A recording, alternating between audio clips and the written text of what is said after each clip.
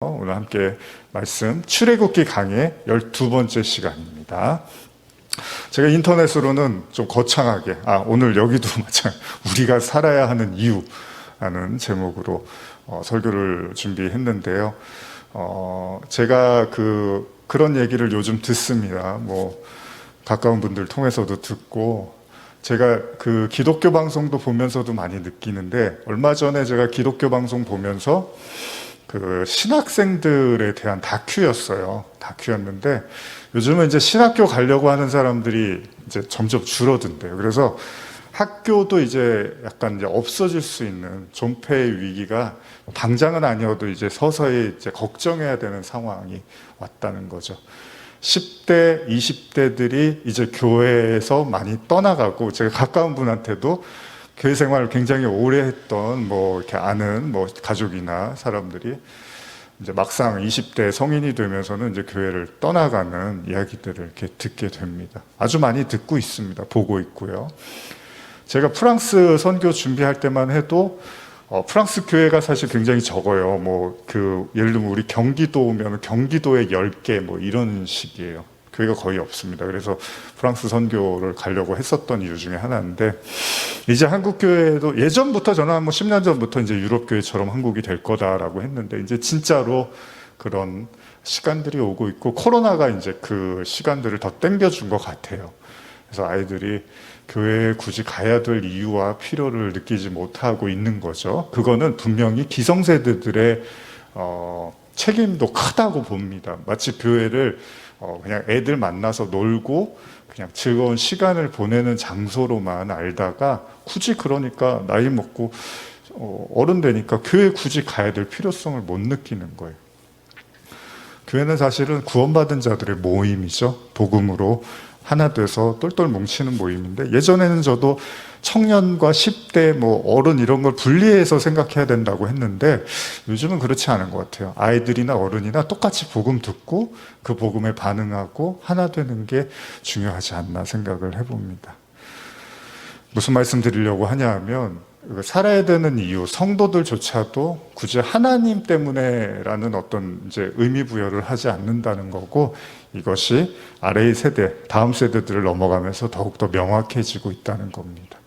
여러분들도 오늘 말씀 들으시면서 한 번쯤은 여러분들의 살아가는 이유, 우리가 사는 이유가 뭔지를 생각해보는 시간 되셨으면 좋겠습니다.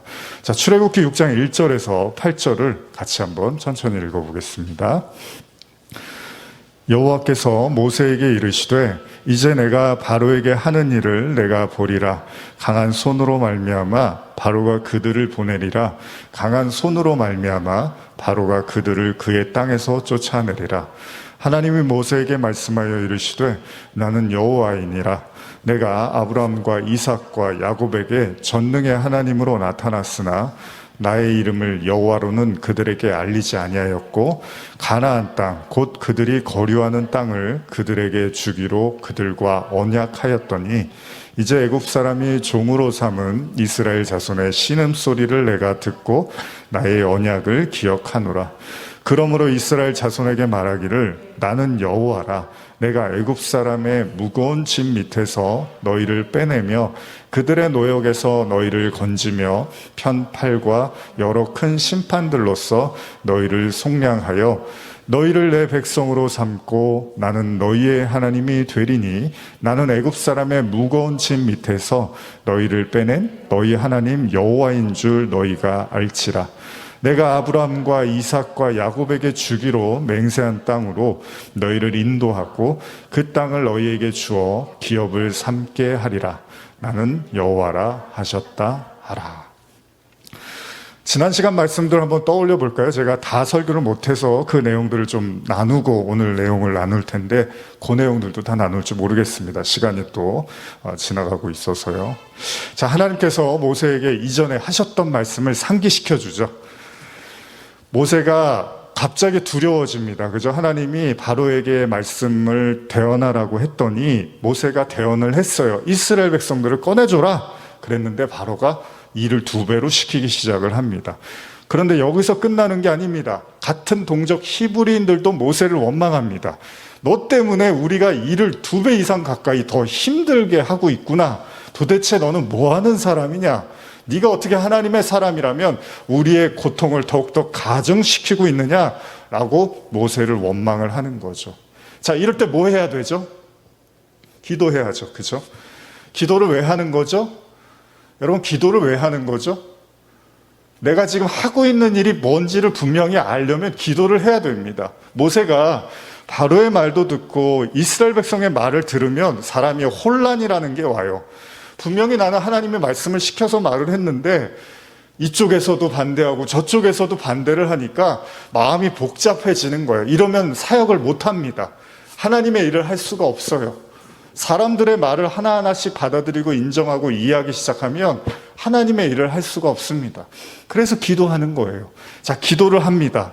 기도를 했더니 하나님은 뭐라고 말씀하십니까? 나는 분명히 얘기한다. 나는 반드시 이스라엘 백성들을 꺼낼 거야 라고 말씀을 하시는 거죠. 자, 그럼 모세는 뭘 해야 되죠? 다시 그 얘기를 가서 하면 되는 거예요. 하나님의 말씀을 대언한다는 건 뭐죠? 말씀을 대언하는 사람이 확신을 갖지 못하면 그러면 말씀을 대언하기가 어려워집니다. 그렇죠? 가끔 제가 드는 예인데 지난주에 제가 들려다가 마쳤는데 여러분 사르밧 과부 이야기 알죠? 열왕기상 17장에 등장하죠. 이 이야기에 제가 예전부터 이 설교를 할 때 저희 교회에서 말고 이전에 또 사역할 때도 그렇고 참 이 본문이 굉장히 그 사역자들에게 그 곤란한 본문 같아요. 왜냐하면 여러분들도 아는 것처럼 사르밧에 사는 지독하게 가난한 모자죠. 그러니까 어머니와 아들이 있었어요. 그런데 기근도 있고 여러 가지 이유로 너무 가난해서 이제 먹을 게 딱 한 끼밖에 없는 거예요. 그래서 그 밀가루와 기름을 가지고 떡을 만들어서 이제 먹고 우리는 죽겠구나라고 생각을 했던 모자가 있었습니다.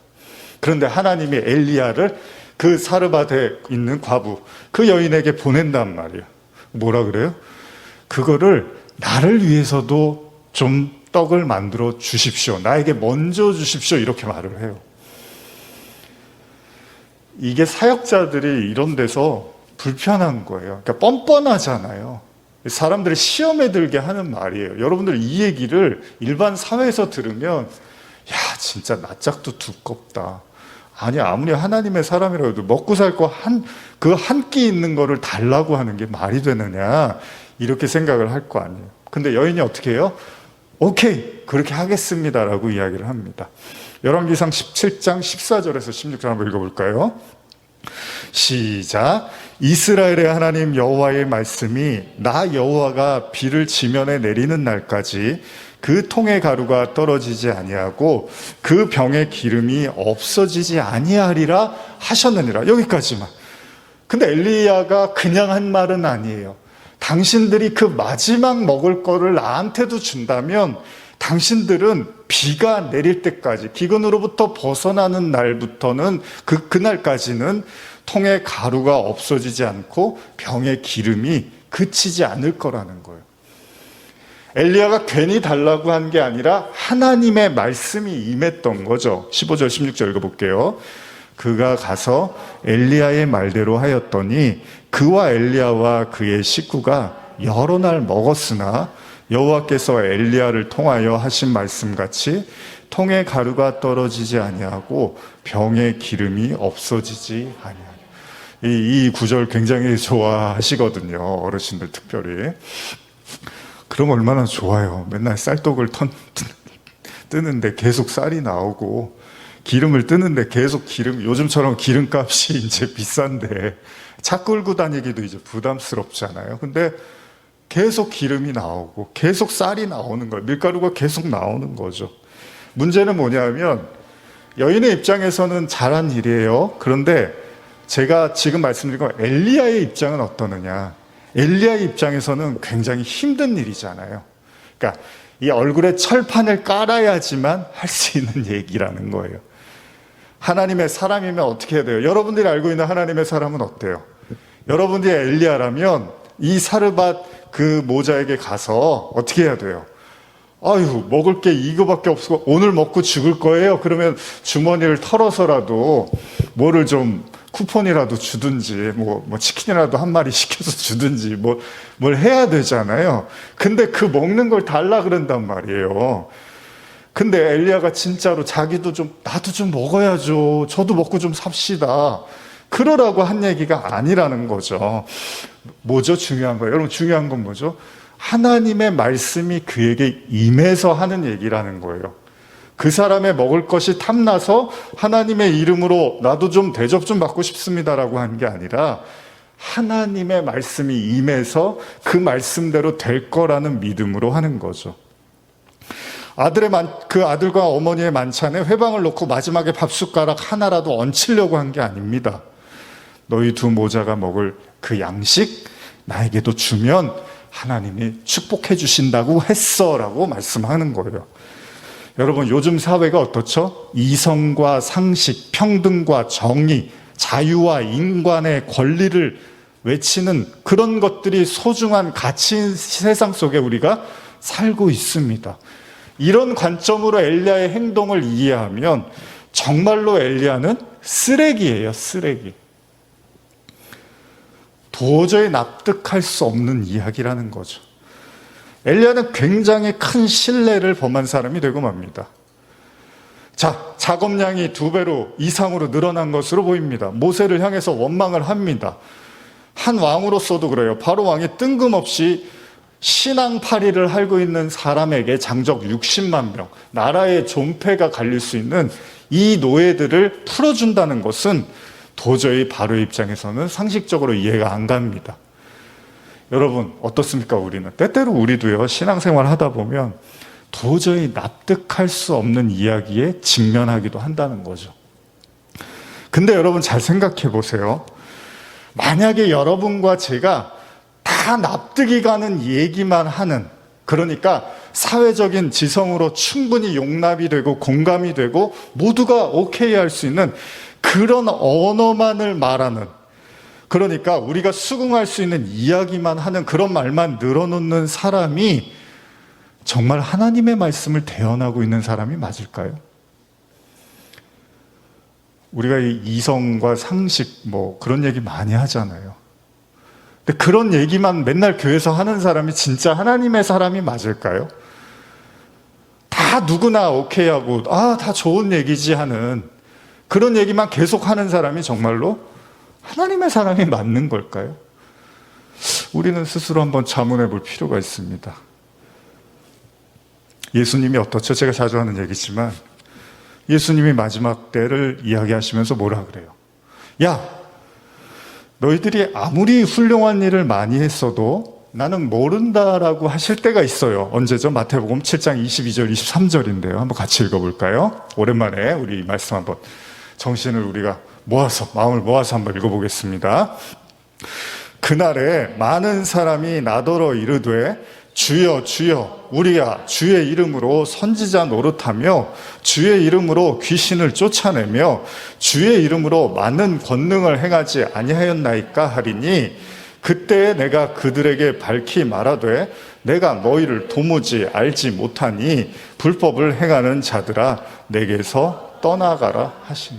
사실 이 말씀은 굉장히 심각한 말씀이에요. 오늘날 제가 수많은 사역자들, 저도 마찬가지지만 사역자들뿐만 아니라 성도도 마찬가지입니다. 이 말씀은 굉장히 심각하게 받아들여야 돼요. 항상 주님 누구의 이름으로요? 다른 신의 이름이 아니라 예수님의 이름으로 이런 많은 일들을 했대요. 그런데 예수님이 나는 모른다라고 해요. 그리고 심지어는 불법이라고까지 말씀을 하십니다. 이유에 대해서는 자세하게 나와 있지 않아요. 그러나 여러분들은 대충 이유를 아시죠?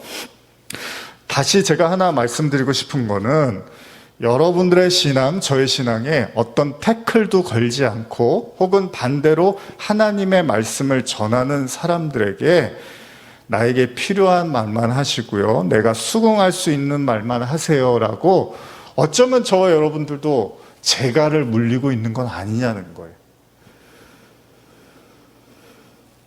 잘 생각해 보세요. 모두가 다 동의할 수 있는 말을 하는 게 하나님의 말씀일까? 이제 상황은 벌어졌습니다. 모세는 바로 바로에게 소위 요즘 말로 팽당했고요. 이제 동족들에게도 팽당합니다. 다 거절을 해요. 결국 모세가 하나님을 등져야 되는 것이 속편한 상황이 오고야 만 거죠. 자, 이제 정신 차려야 될 사람이 있는데 그게 누구죠? 그게 바로 모세 자신입니다. 동족들의 원성과는 상관없이 하나님은 반드시 그들을 구출해 내시겠다고 말씀을 하세요. 그렇습니다. 모세는 뭐 하는 사람이죠? 지난주에도 너무 중요한 얘기지만 여러분, 모세는 하나님의 말씀을 대언하기 위해서 세워진 사람입니다. 하나님의 말씀을 대언한다는 게 뭐죠? 그건 오로지 하나님의 말씀에 대한 확신이 있어야지 가능한 거예요. 여러분, 엘리야가 정말로 저 사람들의 기름과 밀가루가 끊이지 않을 거라는 확신이 없으면 어떻게 그걸 달라고 합니까? 여러분도 마찬가지예요. 여러분과 제가 복음에 대한, 하나님의 말씀에 대한, 구원에 대한 확신이 없으면 말을 못 꺼내요, 사람들한테. 내가 이 말했다가 나 미친 사람이라 그러면 어떡하지? 날 이상한 사람으로 보면 어떡하지? 그렇기 때문에 말을 할 때 반드시 하나님에 대한 확신이 있어야 되는데, 근데 모세는 어떻죠? 두렵습니다. 동족들의 고발 때문에 애굽을 탈출한 거잖아요. 그렇기 때문에 아직 그가 하나님에 대해서 깊은 어떤 믿음이 없는 것으로 보여요. 지난번에도 말씀드린 것처럼 40년 전의 모세나 지금이나 별 차이가 없어 보이는데 하나님이 너무 막중한 일을 맡기신 거예요. 출애굽기 6장 9절에서 12절 보실까요? 한번 읽어볼까요? 시작. 모세가 이와 같이 이스라엘 자손에게 전하나 그들이 마음의 상함과 가욕한 노역으로 말미암아 모세의 말을 듣지 아니하였더라. 여호와께서 모세에게 말씀하여 이르시되 들어가서 애굽 왕 바로에게 말하여 이스라엘 자손을 그 땅에서 내보내게 하라. 모세가 여호와 앞에 아뢰어 이르되 이스라엘 자손도 내 말을 듣지 아니하였거든 바로가 어찌 들으이까? 나는 입이 둔한 자니이다. 이 믿음이라는 게 모세가 믿음이라는 게 없어져 버렸습니다. 순식간에. 오래전에 동족에 대한 실망이 있었기 때문에 사실 모세에게 가장 치명적이었던 건 동족들이 자신을 원망하는 것이었죠. 사역하고 싶은 의지를 잊어버리게 됩니다. 6장 13절 제가 읽어볼게요. 출애굽기. 여호와께서 모세와 아론에게 말씀하사 그들로 이스라엘 자손과 애굽 왕 바로에게 명령을 전하고 이스라엘 자손을 애굽 땅에서 인도하여 내게 하시니라. 자, 하나님은 계속해서 반복된 말씀을 하십니다. 그러나 모세에게는 확신이 들지를 않는 거예요. 그래서 여러분, 하나님의 말씀을 청정하는 게 굉장히 중요합니다, 여러분. 여러분들 개인적으로 찬양도 하고, 기도도 하고, 나눔도 갖고 다 중요한데요. 여러분과 저의 신앙을 지탱해 주는 것이 말씀이기 때문에 여러분들이 하나님의 말씀에 청정하는 것이 굉장히 중요합니다. 지금 모세가 해야 될 일은 이걸 설득을 할 문제가 아니에요. 히브리인들 만나서 설득을 하고 바로를 만나서 설득을 할 문제가 아니라 사실 자기 마음에 이게 진짜 하나님의 말씀인지에 대한 확신이 있어야 되는 거예요. 이거는 여러분과 제가 하나님을 묵상하고 말씀을 묵상할 때 가능한 일이죠. 물론 다양한 형태로 하나님 말씀하시긴 하지만 결국은 그 말씀에 집중을 해야 되는 거죠. 그러니까 이 시간이 굉장히 중요한 시간인 거예요. 우리가 예배를 드린다는 게 여러 가지 이유도 있지만 하늘에 말씀이 떨어지는 시간이란 말이에요. 근데 이 시간이 그래서 하나님의 말씀, 여러분 밥 먹는 자리에는 가시잖아요. 아침, 점심, 저녁은 꼭 먹잖아요. 그런데 일주일에 우리가 영의 양식이라고 주일날, 물론 다른 날도 예배를 드리지만 이 시간에 말씀을 들어야 되는 이유가 뭐냐면 여러분과 제가 갈 바를 알지를 못하고 이 얘기 저 얘기 이 상황 저 상황 이 걱정 저 걱정에 휩쓸려 갈 때 하나님의 양식 그 말씀으로 마음을 잡아야 되거든요. 흔들리지 않아야 되거든요. 지금 모세도 할 게 다른 일이 아니라 진짜 하나님이 뭐라고 그러는 거지? 진짜 하나님이 어떤 계획이 있는지를 계속 들여다봐야 되는 거예요. 제가 지금 출애굽기 설교 12번째 강해를 하고 있는데 설교가 다른가요? 다 비슷한 내용이죠. 그런데 왜 그렇죠? 지금 여러분 성경 본문도 어때요? 모세가 또 기도하면 하나님은 또 똑같은 얘기하고, 모세가 기도하면 하나님은 똑같은 얘기를 해요. 언제까지? 모세가 움직일 때까지. 하나님의 말씀을 대언한다는 거, 그건 하나님의 말씀을 먼저 경청하고 확신해야 되지만 가능하다라는 겁니다. 그래서 출애굽기 7장 1절에서 7절 보시면, 자, 하나님이 또 말씀하세요. 다른 얘기가 아니에요, 여러분. 한번 또 읽어볼까요? 시작. 여호와께서 모세에게 이르시되 볼지어다 내가 너를 바로에게 신같이 되게 하셨은즉 내 형 아론은 내 대언자가 되리니 내가 명령한 바를 나는 내 형 아론에게 말하고 그는 바로에게 말하여 그에게 이스라엘 자손을 그 땅에서 내보내게 할지라. 똑같은 얘기예요. 그냥 3절 내가 바로의 마음을 완악하게 하고 내 표정과 내 이적을 애굽 땅에서 많이 행할 것이나 바로가 너희의 말을 듣지 아니할 터인즉 내가 내 손을 애굽에 뻗쳐 여러 큰 심판을 내리고 내 군대 내 백성 이스라엘 자손을 그 땅에서 인도하여 낼지라. 내가 내 손을 애굽 위에 펴서 이스라엘 자손을 그 땅에서 인도하여 낼 때에야 애굽 사람이 나를 여호와인 줄 알리라 하시매 모세와 아론이 여호와께서 자기들에게 명하신 대로 행하였더라. 그들이 바로에게 말할 때 모세는 80세였고 아론은 83세였더라. 출애굽기에 모세가 등장한 이후로 하나님이 하신 말씀은 거의 비슷합니다. 그러니까 제 설교 들으시다가 다 옛날에 했던 얘기 아니야? 그러시면 안 돼요. 저도 하나님이 하라는 말씀만 해야 되잖아요. 성경에 나온 얘기만 해야 되잖아요. 옛날에 이 얘기 했으니까 오늘 좀 딴 얘기 해야지. 사람들이 딴 얘기 좋아하니까 그게 아니라 성경 얘기해야 되는 거잖아요. 모세도 똑같은 얘기예요. 여러분 아브라함 이야기 보시면 아브라함 얘기 새롭나요? 아브라함 99세까지 하나님이 똑같은 얘기만 하세요. 근데 문제는 뭐예요? 그걸 못 알아듣는 거죠. 그 얘기를 계속 해줘도 못 알아들어요, 아브라함이. 그래서 하나님이 똑같은 얘기를 해요. 제가 예전에 컨택트라는 영화를 봤는데, 옛날 컨택트 말고 최근 컨택트라는 영화가 있어요.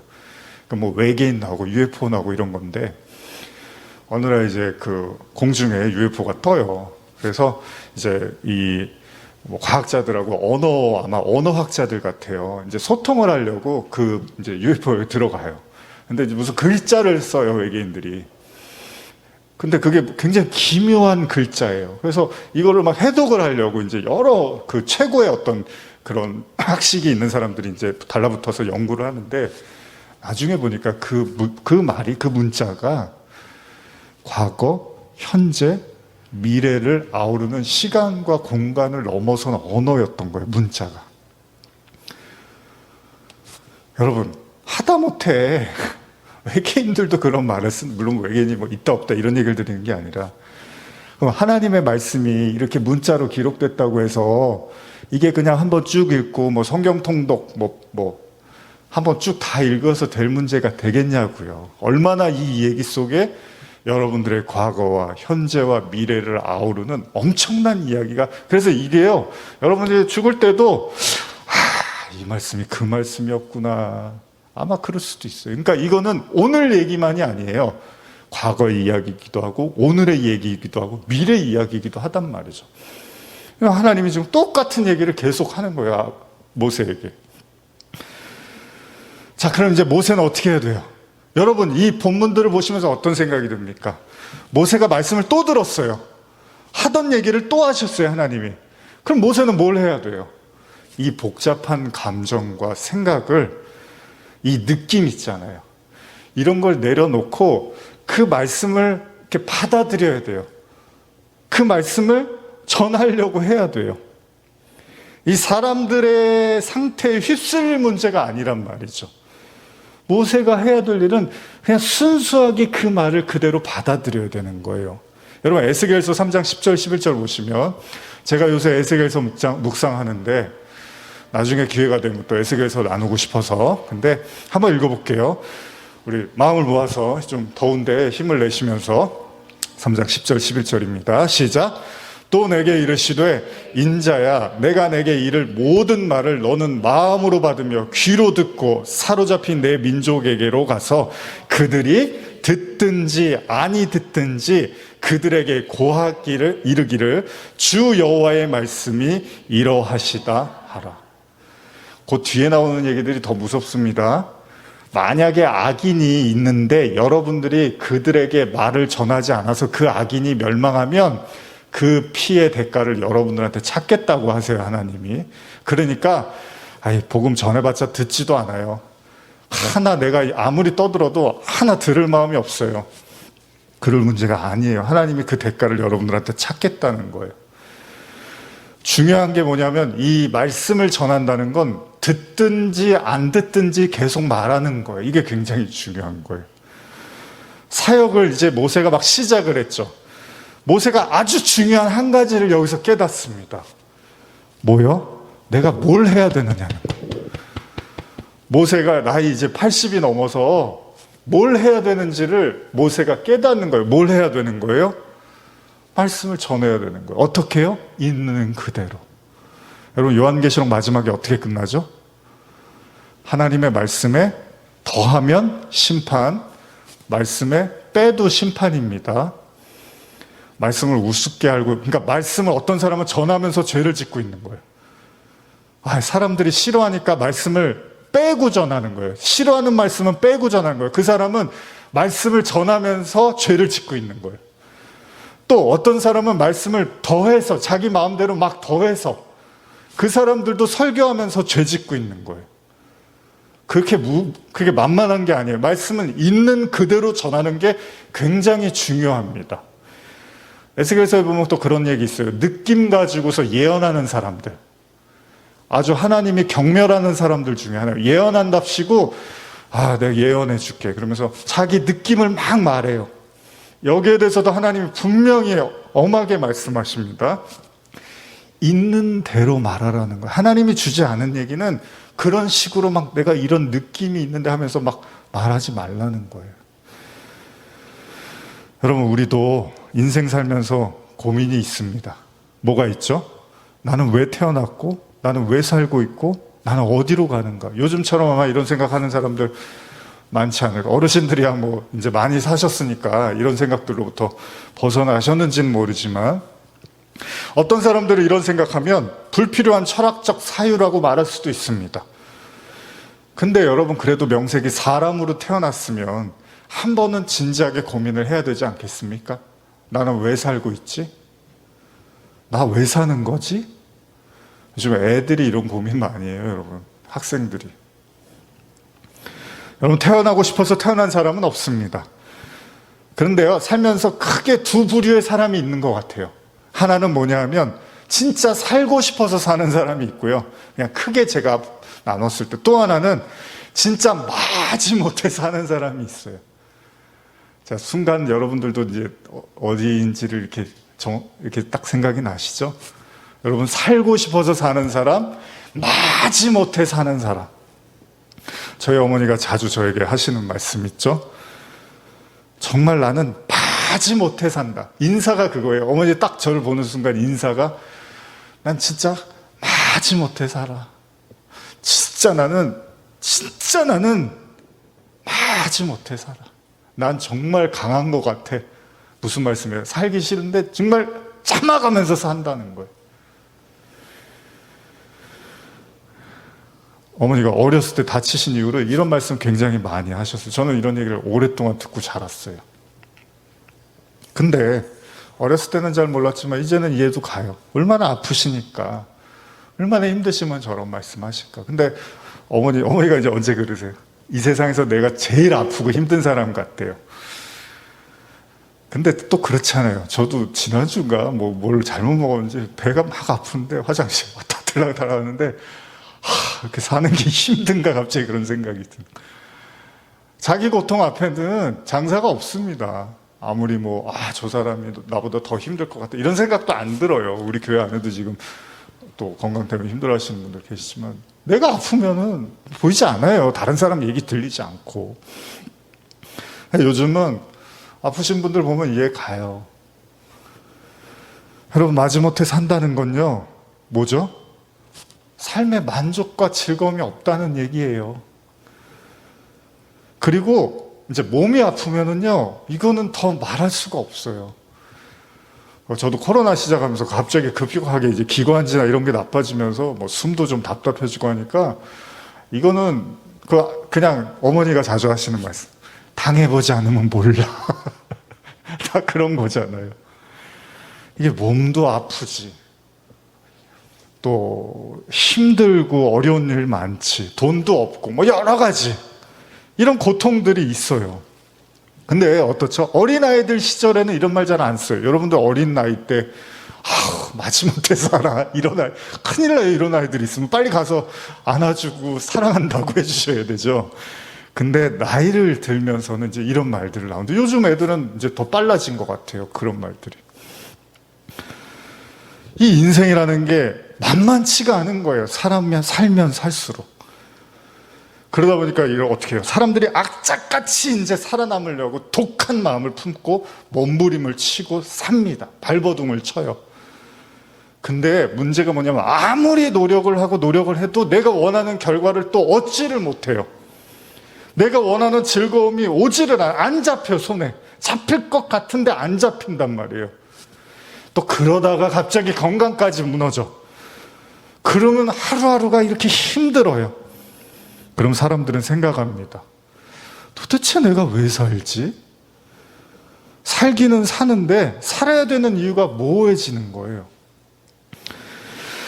그리고 고민 끝에 사람들이 이제 나름대로의 결론을 내요. 뭐죠? 그래도 돈이 있어야 돼. 돈이 있어야지 그래도 어쨌든 간에 이 지겨운 세상 살아남을 수 있어. 이제 이런 생각들 많이 하잖아요. 그래서 요즘 뭐 투자 많이 하고, 또 투자 때문에 망해서 또 고통받고, 또 뭐 아파트 샀는데 또 저기 또 이자 올라서 막 하여간 난리예요. 난리 지금. 다 이게 보니까 파랑새가 있는 줄 알았는데 파랑새가 없는 거예요. 이 돈이라는 게 또 우스운 것 같은데 또 그게 아니에요. 또 그렇다고 막상 돈을 얻었다고 해서 또 뭐 행복하느냐? 또 그렇지도 않아요. 원하는 거 여러분들 가져서 행복할 줄 아시는데 또 그렇지 않거든요. 자, 그러면 이제 깨닫는 거예요. 도대체 뭐야? 행복이 뭐고, 왜 살고, 인생이 뭐야? 여기에 계속 돌고 도는 질문을 하는 거죠, 사람들은. 근데 성경은 아주 명확하게 얘기를 해줘요, 사실은. 아주 심플하게 얘기를 해줘요. 한번 3절 읽어볼까요? 우리 성도로서 힘을 내서 한번 읽어볼까요? 먼저 이사야 43장 21절입니다. 시작. 이 백성은 내가 나를 위하여 지었나니 나를 찬송하게 하려 함이니라. 그 다음 고린도전서 10장 31절입니다. 그런즉 너희가 먹든지 마시든지 무엇을 하든지 다 하나님의 영광을 위하여 하라. 빌립보서 1장 20절입니다. 나의 간절한 기대와 소망을 따라 아무 일에든지 부끄러워하지 아니하고 지금도 전과 같이 온전히 담대하여 살든지 죽든지 내 몸에서 그리스도가 존귀하게 되게 하려 하니라. 성경은 명확하게 얘기를 해줘요. 우리가 왜 살아야 되는지. 왜 살아야 되는데요? 찬송하래요. 찬송. 찬송은 뭐예요? 하나님의 영광을 위해서 살라는 거잖아요. 살면서 무엇을 하기를 원하고 설령 우리가 죽는다 하더라도 모든 것이 하나님의 영광을 위해서 하라는 거예요. 문제는 뭐냐? 하나님의 영광을 위해서 해야 되는데 또 이게 잘 안 돼요. 창조의 목적, 그리고 그 창조를 일으키신 분이 하나님이라는 사실은 알지만 그렇다고 하나님의 영광만을 위해서 산다는 게 동의가 안 된다는 거예요. 자, 그렇습니다. 우리가 이에 동의하지 못하는 또 문제가, 이유가 있죠. 그게 뭐죠, 여러분? 2가지 질문. 하나님이 계신가요, 여러분? 하나님이 계시다고 믿나요? 우리 학생 하나님이 계시다고 믿나요? 아, 믿어요? 정말? 정말? 2번째. 그럼 당신은 하나님의 자녀입니까?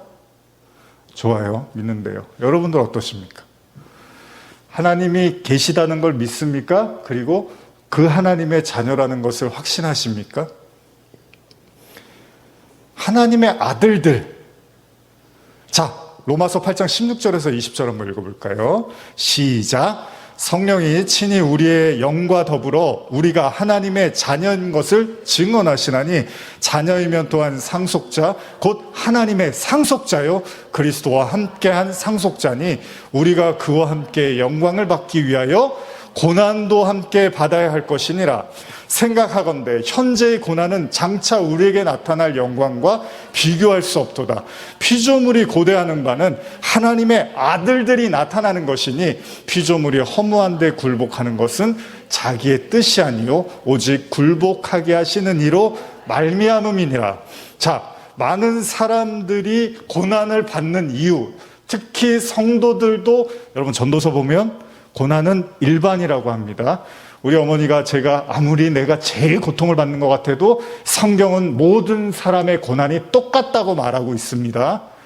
그러니까 그 누구의 고난에 대해서도 우리가 함부로 말할 수는 없어요. 아이고 그까지 거 갖고 힘들어해. 내가 지금 얼마나 힘든데. 아니에요. 성경은 모든 사람의 고난을 똑같다고 말합니다. 그럼 공평하지 않은 하나님이시죠. 하나님은 모든 사람에게 똑같은 고난을 주신다고 해요. 근데 예수님도 그랬던 것처럼 예수님이 십자가를 말씀하실 때 이제 우리도 져야 된다고 하신 이유 중에 하나가 십자가는 고난이란 말이에요. 성도의 길은 고난의 길이 맞아요. 그런데 왜 그 고난을 받냐 하면 우리가 하나님의 자녀인 것을 여러분과 제가 이 시간 안에서 공간 안에서 깨달아야 되는데 그러기 위해서 반드시 고난이 따른대요. 그래서 욥기가 그렇게 시작하는 거예요. 욥기는 아브라함 이전에 쓰여진 거란 말이에요. 그러니까 성경의 처음부터도 욥이 성경을 어떻게 보면 시간적으로 그 먼저 쓰여진 그 욥기에서도 욥이 시작하면서 뭐예요? 고통받으면서 사는 거예요. 수많은 시간을. 근데 하나님이 그제서야 욥이 의롭다고 하시고 욥에게 자기를 계시하신단 말이에요. 여러분 이게 욥의 인생의 교훈이란 말이에요. 그러니까 성도는 이 땅에서 하나님의 자녀라는 걸 깨닫기 위해서 불가피한 고난을 하나님이 주신다고 로마서도 이야기를 합니다. 그러니까 잘 생각해 보세요. 지금 저와 여러분들이 내가 왜 살아? 뭐하러 살아? 괴로워. 힘들어. 이런 모든 이유가 저와 여러분들이 하나님의 자녀라는 걸 깨닫기 위해서 허락하신 고난이라는 거예요. 근데 이게 어렵습니다. 로마서 8장 21절 제가 읽어드릴게요. 그 바라는 것은 피조물도 썩어짐의 종노릇한 데서 해방되어 하나님의 자녀의 영광에 이르는 것이니라. 얼마 전에 그 방영됐던 드라마 아시는 분도 있고 모르시는 분도 있지만 나의 해방일지. 그쵸? 여기서 유명한 대사가 뭐였죠? 날 추앙해요. 이 대사 있잖아요. 이 대사가 어떤 장면에서 나오냐면 도시에서 이런저런 일을 하고 상처받고 힘들어했던 한 남자가 쫓기는 신세로 농촌에 들어갑니다. 숨어 들어가는 거예요. 근데 먹고는 살아야 되니까 우연하게 그 옆에 가까운 집에 그 싱크대 공장을 하는 이웃이 있어서 그 사장님하고 도우면서 은둔 생활을 해요. 근데 문제는 뭐냐면 이제 할 일이 없으면 뭘 하죠? 술을 계속 마시는 거예요. 술을. 그러니까 알코올에 이제 중독이 된 거죠. 계속 술을 마시는 거예요. 저는 이렇게 술을 마셔본 적이 제가 거의 없어서 고등학교 때는 좀 몰래 이렇게 친구들하고 떡볶이 먹다가 그러긴 했는데 어쨌든 계속 마시는 분들의 마음을 제가 알 수는 없지만 계속 술을 마시는 거예요. 얘기 들어보면 그런 게 있더라고요. 잠이 안 와서 이제 술 좀 마시던 분들이 나중에는 이제 완전히 술에 중독이 돼서 술 없으면 못 살게 되는 이런 경우들도 있더라고요. 어쨌든 간에 그 사람을 보다가 못해, 그 남자를 보다가 못해 이제 그 공장의 사장의 딸이 조심스럽게 다가가서 충고를 합니다. 왜 그렇게 술을 마셔요? 이제 날 추워지고 일이 없어지면 계속 앉아서 술만 먹을 거예요? 이런다고. 답답하니까, 안타까우니까. 그러면서 하는 말이 뭐냐면 정 할 일이 없으면 내가 할 일을 줘요? 날 추앙해요. 이런 말을 해요.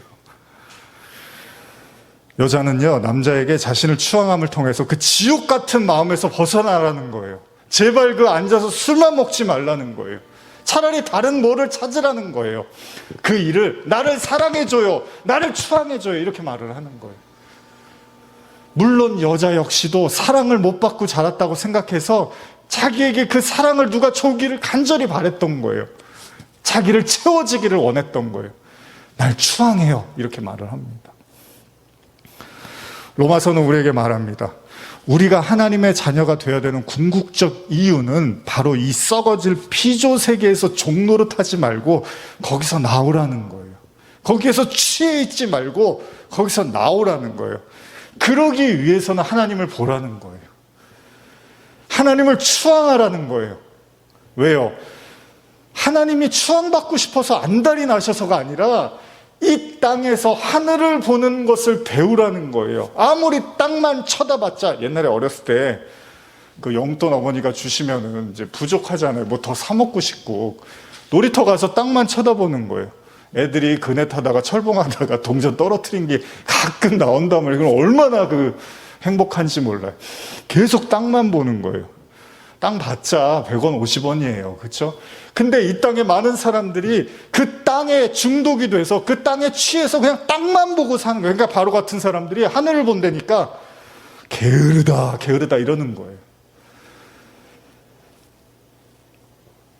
창조 이후에 뱀의 말에 빠져서 땅만 쳐다보면서 왜 사는지도 어디로 가는지도 그렇게 살다가 멸망할 인간들을 향해서 하나님은 제발 하늘을 보고 그 땅의 세계로부터 썩어지고 이제 조금만, 우리 몸도 그렇잖아요. 시간이 흐르면 결국 사라지는 몸인데 그 썩어지고 없어질 세상에 그 종살이에서 매여서 거기에서 그냥 서서히 망해가고 있는 거예요. 그런데 하나님이 거기서 하늘을 보고서 거기서 진짜 하나님의 자녀라는 거, 아들이라는 걸 깨달으라는 거죠. 하나님의 유일한 목적은요, 뭐예요? 여러분과 저를 자녀 삼는 거예요. 동시에 우리가 살아가는 유일한 이유도요, 여러분과 제가 하나님의 자녀라는 걸 깨닫는 거죠. 그렇지 않으면요, 여러분 뭐하러 하나님이 처음부터 천국에서 시작하면 되잖아요. 여러분과 저를 태초부터 선택하셨다며요. 그럼 천국에서 시작하면 되잖아요. 그런데 우리에게 고통과 죄와 아픔이 공존하는 이곳에서 우리를 보내신 이유, 여러분 생각은 어떠십니까? 왜 굳이 우리를 사랑하시면서 우리에게 살면 살수록 정 떨어지는, 혹은 하루하루가 고되게 느껴지는 이 질병과 고통이 있는 이곳에서 왜 우리를 살게 하시냐는 거예요. 왜? 전도서 3장 18절에서 21절입니다. 중요한 구절입니다. 중요한 구절을 자주 보는 이유는 두 가지입니다. 첫째는 중요하기 때문이고, 둘째는 여러분들이 보았지만 이해하지 못하고 있을 확률이 큽니다. 자, 같이 한번 읽어보겠습니다. 시작. 내가 내 마음속으로 이르기를 인생들의 일에 대하여 하나님이 그들을 시험하시리니 그들이 자기가 짐승과 다름이 없는 줄을 깨닫게 하려 하심이라 하였노라. 여기만 읽겠습니다. 하나님의 목적, 하나님의 시험, 하나님의 인생의 목적과 가르침, 그들이 자기가 짐승과 다름이 없는 줄을 깨닫게 하려 하십니다. 이해하십니까? 이 말씀? 이 말씀이 얼마나 대단한 건지 아십니까 혹시? 저하고 오래 말씀 나누신 분들은 좀 더 익숙하신 말씀인데 이게 얼마나 큰 말씀이신지를 아십니까? 19절부터는 제가 읽겠습니다. 인생이 당하는 일을 짐승도 당하나니 그들이 당하는 일이 일반이라. 다 동일한 호흡이 있어서 짐승이 죽음같이 사람도 죽음니 사람이 짐승보다 뛰어남이 없으면 모든 것이 헛것입니다. 다 흙으로 말미암았으므로 다 흙으로 돌아가니 다 한 곳으로 가려니와 인생들은 호는 위로 올라가고 짐승의 호는 아래 곧 땅으로 내려가는 줄을 누가 알랴. 이제 말씀을 좀 정리해야 될 것 같아요. 오늘도 좀 준비한 게 있는데 좀 끊어야 될 것 같습니다. 우리 학생은 이 말씀이 뭐 짐승과 다름이 없다고 인간이? 뭐 좀 놀랍지 않나요? 초등학교 때요, 제가 어머니 얘기 가끔 자주 요즘 드리는데 어머니가 이제 사고가 나셨을 때 몇 달 동안 병원에 입원하셨어요. 아마 그런 기억들이 있으실 거예요. 여러분들 중에서도 부모님이 갑자기 병원에 입원하셔서 그때 이제 할머니 댁에서 아마 방학 동안 보냈던 것 같고요. 이제 돌아왔어요. 저희 이제 누나하고 돌아와서 이제 집에서 있는데 아버지는 이제 일찍 회사에 나가시고 밤에 늦게 오시니까 이제 집에서 뭐 학교 갔다가 뭐 오고 이러면 집에서 생활을 해야 되잖아요. 이제 누나하고 저하고 뭐 아마 밥도 해 먹고 뭐 싸우기도 하고 잘해주기도 하고 뭐 그랬던 것 같아요. 근데 이제 여러분들도 아마 삶에서 그런 기억이 있으실 거예요. 거의 이제 그때 주로 라면을 굉장히 많이 먹었던 것 같아요. 박스로 사다 놓고서 아마 막 세 끼를 먹기도 하고 그랬던 것 같아요. 그래서 그런데도 라면을 그렇게 좋아하는 거 보면 참 희한하죠. 그러다 보면 이제 가끔 옆집 아주머니가 좀 안타까우니까 이렇게 진짜 아주 좋으셨어요. 반찬도 좀 해주시고. 그때 기억에 뭐 콩자반을 주셨는데 그렇게 맛있게 먹었던 것 같아요, 제가. 그러던 중에 아마 이제 걱정이 되셔서 가끔 친척분들이 오셔서 이제 저희들을 봐주러 오셨는데, 이제 제 기억에 한 친척분이 오셨는데, 이제 씻겨주셨던 것 같아요. 제가 머리도 감겨주시고 이렇게 씻겨주셨는데, 씻겨주면서 막, 아이고 하면서 떼꾸정물이 나온다고, 때가 이렇게 나온다 그러면서, 이렇게 막 안타까워 하시면서 그랬는데, 그때 제가, 잘 씻어야겠다. 되게 창피하더라고요, 괜히. 근데 어린 시절이니까, 이렇게 한번 마무리하고 싶어요. 그때 이제 아마 느꼈던 것 같아요. 어머니의 부재를 느끼는 시간. 어머니가 안 계시니까 참 이렇게 어렵구나. 누나하고 저하고 생활을 하지만, 아버지도 계시지만 또 막상 어머니가 안 계시니까 참 어렵고 불편한 것들이 많이 있더라고요. 왜 하나님은 인생들에게 노고를 주시면서 우리가 짐승과 다르지 않다고 그것을 깨닫기를 원하실까? 왜 그럴까요, 여러분? 물론 이건 굉장히 복잡하고 어려운 이야기입니다. 제가 오늘 한 번에 다 말씀드릴 수는 없지만 아주 단순하게 한번 생각해 보면요, 이렇게 말씀드릴 수 있을 것 같아요. 여러분과 제가요, 이 땅에서 하나님과 맞닿는 일이 없으면 그게 바로 짐승과 다름없는 삶을 사는 거라는 거예요. 그래서 이거를 성도는 깨닫고, 이게 바로 짐승의 삶과 다르지 않구나. 탕자의 비유, 그쵸? 아버지 재산 가지고 나가서 다 쓰고 마음대로 살았는데 이제 어떻게 살아요? 돼지 우리에서 돼지 치면서 쥐엄나무 먹으면서, 야, 이렇게 사는 게 이게 지옥이구나. 아버지 떠나서 내 힘과 내 마음대로 살아보려고 한 게 이게 지옥이구나. 이게 짐승하고, 이게 내가 돼지하고 뭐가 달라? 돼지가 먹는 거 먹고 돼지 우리에서 같이 자고 있는데. 그때 탕자가 뭐라 그래요? 아버지한테 가자. 우리 아버지 집으로 가야겠다. 그래도 최소한 여러분들은 그 마음을 가지고 나오신 분들이잖아요, 하나님 앞에. 근데 아직도 수많은 사람들은 그런 생각을 하지 않아요. 굳이 하나님과 맞닿은 삶을 살지 않아도 된다고 생각을 해요. 가끔 저는 그런 생각을 해요. 그들의 삶에 아무 문제와 어려움이 없으면 그게 더 위험한 것 같아요. 차라리 어려움이 있어서 이게 아닌가 보다라고 하고 하나님께 나와야 되는데, 인생에서 별로 대단한 일이 없으니까 그냥 하나님 없이 살아도 된다고 믿는 거죠. 그러나 여러분과 저는 압니다. 야, 하나님하고 맞닿지 않으면 우리는 그냥 죽은 거나 다름없구나. 짐승과 다르지 않구나. 이걸 저와 여러분들이 진짜 마음으로 깊이 깨달으면요, 그 사람은 영원한 하나님의 나라에서 그 아버지, 탕자가 아버지의 집에 가서 이제 영원한 잔치를 하잖아요.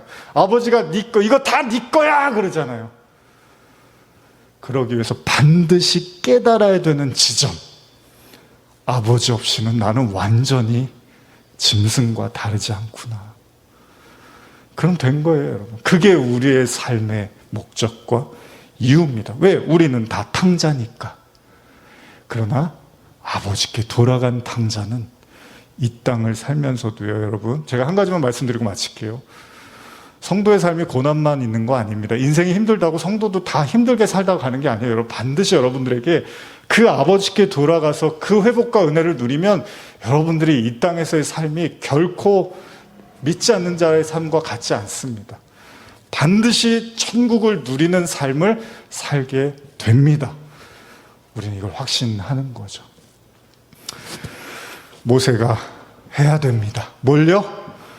이 이스라엘 백성, 자기를 원망하고 하나님을 믿지 않는 이 이스라엘 백성을 반드시 끌어내서 너희들이 하나님의 자녀라는 걸 확신할 수 있도록, 그러기 위해서는 먼저 모세가 확신해야 합니다.